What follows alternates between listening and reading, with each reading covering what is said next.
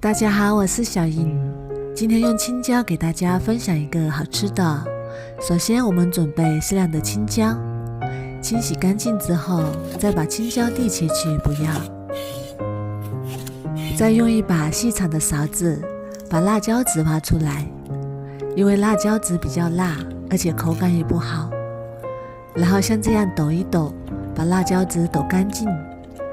全部处理好之后，再利用一根擀面杖，像这样把青椒压一压。这样压过之后，青椒的内部组织会变得松散，做出来会更加的入味又好吃。像这样就可以啦，有一点点碎掉也没有关系。然后再把它切成3厘米左右的小段。切好之后装入大碗中备用。再准备几个干辣椒，然后倒入清水，把辣椒清洗一下，然后在水里浸泡2分钟，等一下炒的时候不容易糊。准备3瓣大蒜，切成蒜片，切好之后装入碗中备用。然后再把泡好的辣椒捞出来，再用厨房剪刀把它剪成辣椒段，剪好之后和大蒜放一起备用。再准备一个小碗，打入2个鸡蛋，再加几滴料酒去腥，然后用筷子把鸡蛋搅散，先放一旁备用。然后起锅加少许食用油，用刷子刷均匀。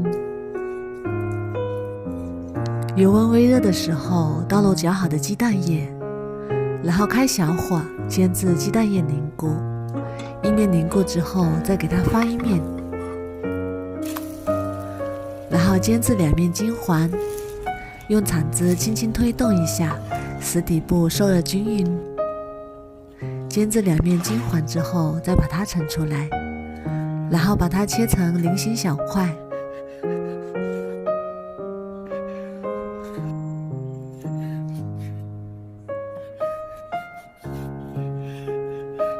切好之后装入盘中备用。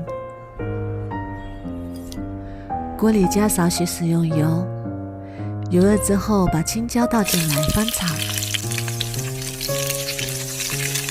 然后用铲子像这样轻轻压一压，让青椒受热更均匀。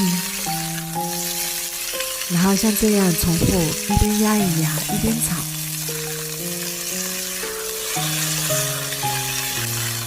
把青椒炒至像这样的糊皮状，这样吃起来会更香。全部煎至像这样就可以了。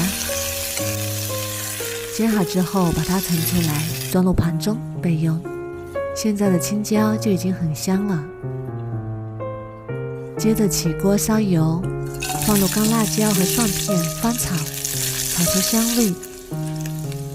炒姜之后再加1勺黄豆酱，炒出酱香味。然后再把青椒倒进来，把鸡蛋也倒进来，给它翻炒几下，翻炒均匀。然后加1勺白糖提鲜，1小勺盐，从锅边再淋入1勺生抽，再从锅边淋入半碗清水，然后再次翻炒均匀。翻炒均匀之后就可以出锅啦。一道香喷喷的青椒炒鸡蛋就做好啦。然后装入盘中，美味继承。